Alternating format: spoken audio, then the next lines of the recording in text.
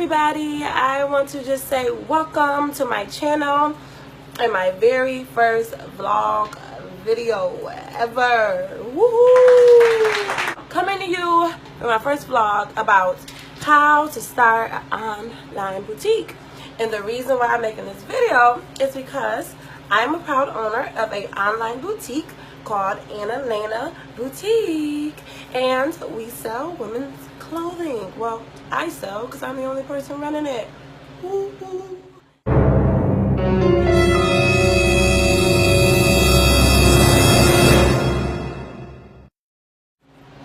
Number one, before you do anything, you have to commit. Are you committed? Are you committed? Before we go anywhere, are you committed? Oh, okay. No, you're not ready. Commit. Come up with your idea. You know you want to sell something. You know, but what? Commit to something that you want to sell. Whether it be hair, makeup, clothing, whatever that is, commit to it, okay? Now, okay, am I going to commit to being an online store?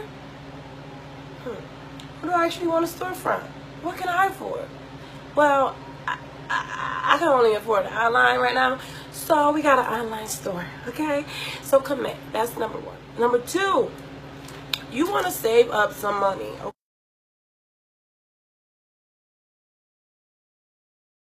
okay? Yes, it doesn't take a lot of money, but you want to have money, some type of money. I would say anywhere between $500 and $2,000, just to give you a rough estimate. And that number depends on what you're selling, how much of it you want to start off with, and who you're selling to and how you're selling, because, you know, it all just depends. Third thing you want to do is pick a name. One of the most important things, you want to make sure that this name is unique to you, because you don't want to get tired of this name.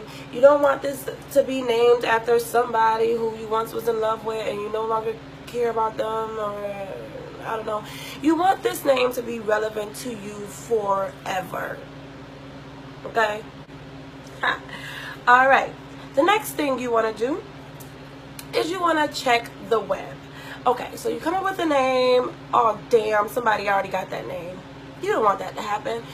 Check the web when you come up with a name and make sure no one else owns this name, especially within your state, because that would just suck.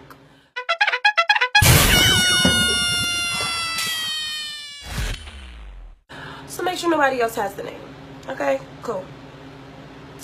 Next, you want to apply and obtain your very own EIN, which is a number given to you by the IRS themselves. So you like feel a little more legit once you get this.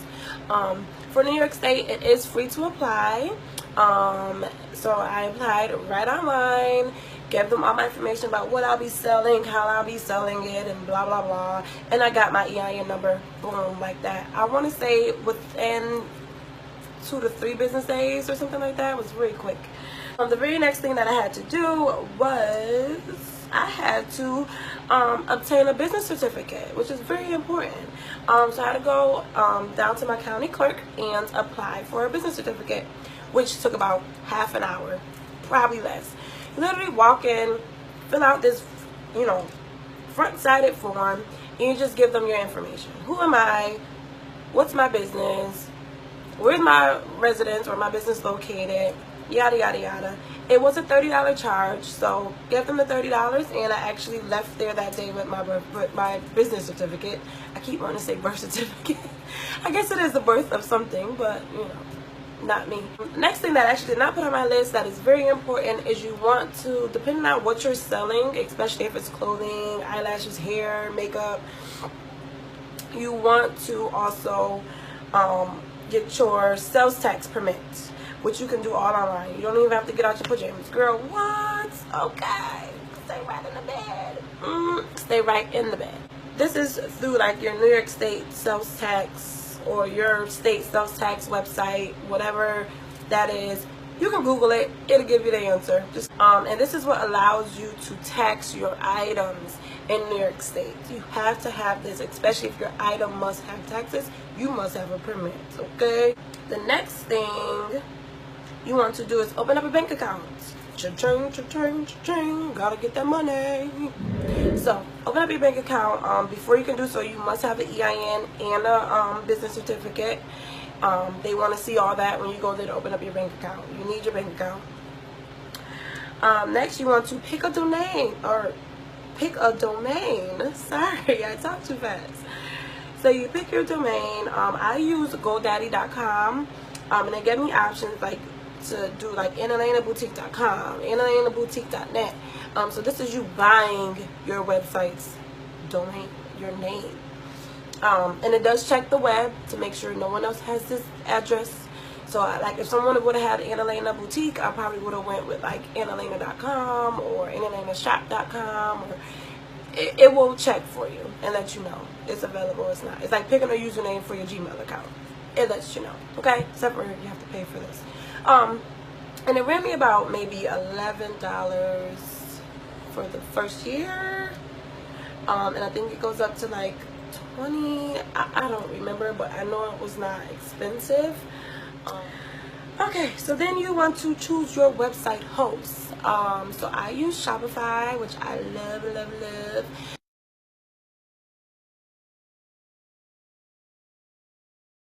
Another one I almost went with was Bluehost, but you can Google like, you know, website host. There's one like I can't remember the name. Shopify. I went with Shopify because I have more control over how my website is designed versus Bluehost, and it's like basic but more in detail, I guess you can say. And I have like the basic plan, $30 a month, roughly $38 a month. But check it out. Shopify is amazing. A very important step is that when you open a boutique, you want to determine your style. And this is not your personal style always. It can be just what you want. What does your brand represent? Does it represent like business attire? Is it like chic and edgy? Is it like more dressed down and casual and like just chill? You got to decide all of that, okay? And that is probably the hardest thing to try to stick to, because once you pick something, you see something, you say, oh girl, that is cute. But I don't want to confuse my customers and have them thinking like, well, what type of website is this? We all have that website and we like, oh girl, I'm going out tonight. I'm going to go shop on so-and-so. Or girl, I got a big wedding next month. I need to find something real classy and elegant. Figure out what you're thinking. Next important thing is you want to research vendors. Oh gosh, this is like the hardest thing, the most confusing thing. So you want to find like wholesale vendors. You can do like trade shows and travel and find them where you can actually touch, feel, and smell the product, and you can know its quality right off the bat. Or you can be like me and be lazy. Like, I shop online for all of my product. And it is risky at first before you know whether your vendor is actually reliable and not a scam. But some important things to know is that if they are a legit website, they will want proof of your business. They're not going to just be selling you their stuff if you're not even a business and you're just ripping them off. So make sure that they actually require you to do some type of work and have a real business. And then do your research. My thing was with the place, with my wholesaler site, there were no good reviews, but there were no bad reviews. And that was my, thing. Was like, okay, people will take the time out to make bad reviews because they want you to know, do not go there. Don't shop there. They're a ripoff. But a lot of people don't report good things. They just, they get their good product and they keep it moving. They're like, I got my stuff, I'm out. That's important to remember. If you can find great reviews, great, go for it. But if you can't find any good reviews, but you also can't find bad reviews, that's a good sign. That's a good thing. So, like I have a wholesaler that has a website, and within that website, I have access to like over 1,000 vendors. I just kind of stretched it, but like hundreds of vendors. So I just use the same wholesaler website, and I just shop through each vendor and find what I want. Mix and match a little bit, So do your research. Don't be lazy. If you don't want to get up, you don't have a car, you don't want to drive, you don't want to pay for traveling, do your research on online vendors, and start small. Buy one thing and see how, the quality of it, and see about shipping. How fast did it come? Did it come when it said it was going to come? Did you have a point of contact? Was there somebody who you can talk to over, live chat, or even over the phone? Just, use your common sense, people. I don't know. It's like buying anything offline. You gotta be careful. And you also want to figure out your launch date. This is very important. You actually need to know your launch date before you even apply for that seller's permit, because they ask for your launch date right on there. So it's important to make sure give yourself time when you pick your launch date. Don't be unrealistic and say, oh, I'm gonna do this next month.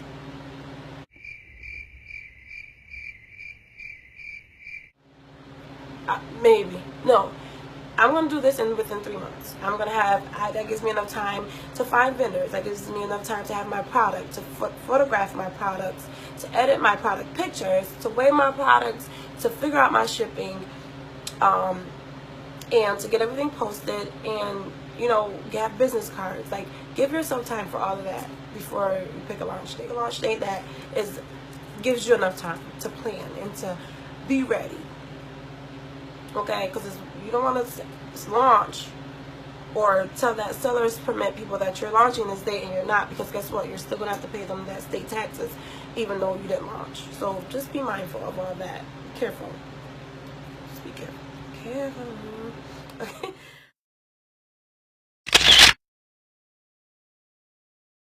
Reach out to people you know. If you can't really think, like, I need a model, reach out to your friends. I called my friends. I was like, yo, girl, I need somebody to, stand in front of this camera real quick, get these pictures lit. And they was like, yeah, girl, we got you.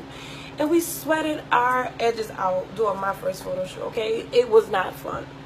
It wasn't fun. It was exciting, but it wasn't fun. It was hot.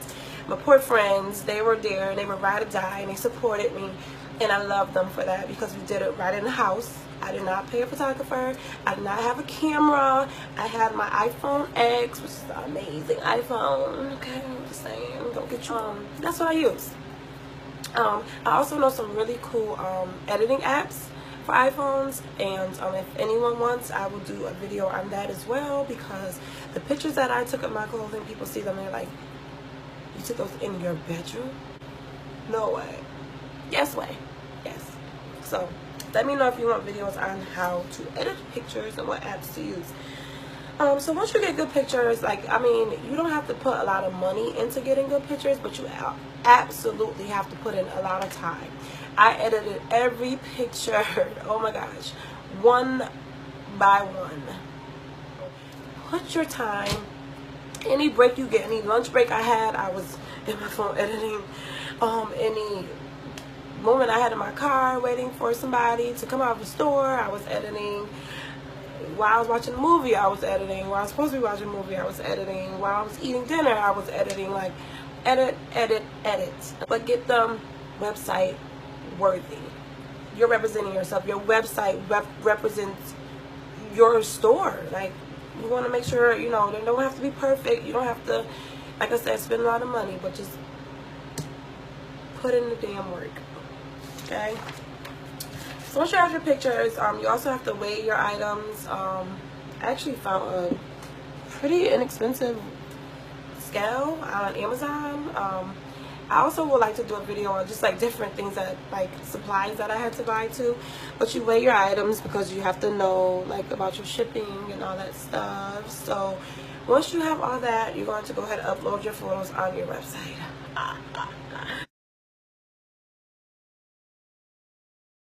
And you also get to design your website. It's so much fun. I love Shopify. I literally had like almost complete control over everything that's on my website, and where it sits, what color, everything, words, everything. Like what button links to this. Like it lets you have so much leeway. That's why I love Shopify. Just some other quick things that I did not go over step by step, but I just want to mention.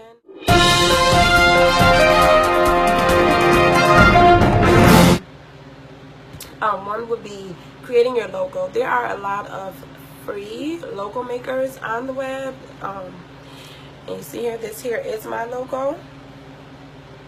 AnElanaBoutique, and I got that AB. My actual initials are AB, so that works out good. But they're, you know, they're our free website or free logo makers. Check them out. You can literally just Google. I don't even remember the name of the one I use. I can't think of it off the top of my head. Before you start, you want to research shipping. Shipping is like learning a math, okay? If you've never shipped before, if you've never really sent anything out, it can be confusing as heck. You're like, okay, well, do I want to do UPS? Do I want to use the postal office? Postal office is my favorite. It's what I use when I ship out. But you have to really wrap your mind around shipping. So, you know, find those videos that are going to literally break things down. I don't have time right now to go into more details about that, but if you want, I can make a video about that. Everything I do know, I don't know everything about shipping. Just do your research. YouTube. Can I get an amen for YouTube? Okay.